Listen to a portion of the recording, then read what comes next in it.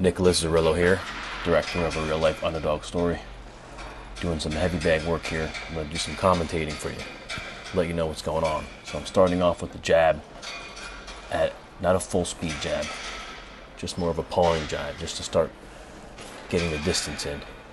Notice how as I'm pawing with the jab, I move my head back out of range. Circle, keep moving your head. Now remember, when you're doing a heavy bag session, what I like to do is I like to treat it as if it were a real fight.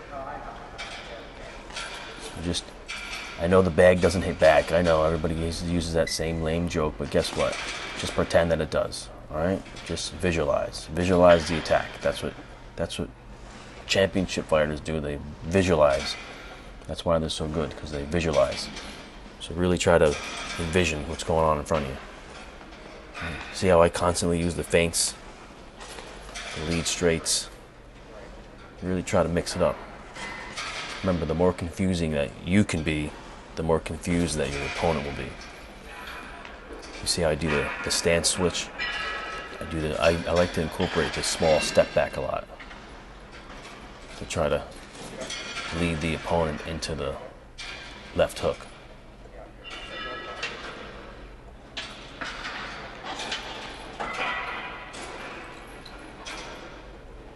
See the constant feints? I like to do the sort of head fake forward, like that right there. Because basically when you get in that low crouching position, it resembles when you're throwing a punch. So you're confusing them, and then you can actually do the same feint but throw a punch off of the same stance.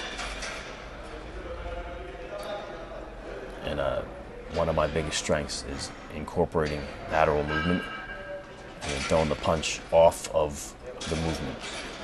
I like to think of it as being able to shoot the basketball off the dribble.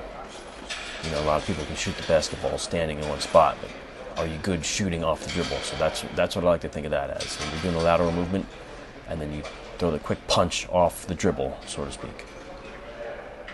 See, that move right there is I'm looking to draw them in and land the left hook from outside of their field of view. That's why the left hand keeps going out. See that feint to the body and then throw the straight.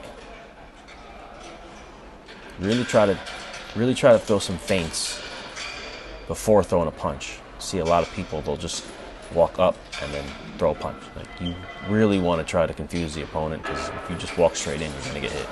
Right? You want to work on some inside work too, some close-up work. Always go back on your jab. Jab is the most important punch in boxing, so make sure your jab is strong, fast, tricky, comes from all angles. Work off the jab. Don't be afraid to dig in on that heavy bag, all right? Jab to the body, then go upstairs. Trick him. Trick that heavy bag.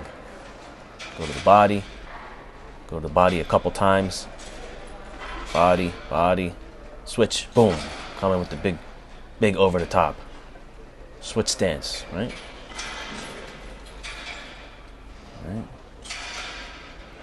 Back on the jab. Always back on the jab. See how that feint step I do where I step to the outside of the bag? Boom, 1-2 up the middle.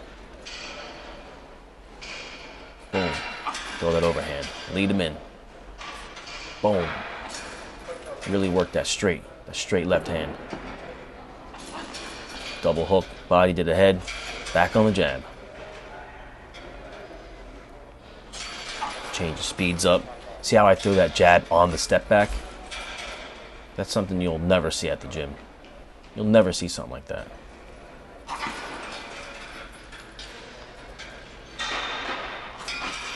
Boom. Jab on the way out. Jab is a defense as well. Defensive move. So you can put both hands up too. Throw the punches off the high guard. Always back on the jab though. Stance switch. Double jab. Say hello to somebody. Boom, to the body, back to the jab, high guard. So you want to switch your guard up too. That's also something that confuses your opponent. You're constantly changing. You're hard to read.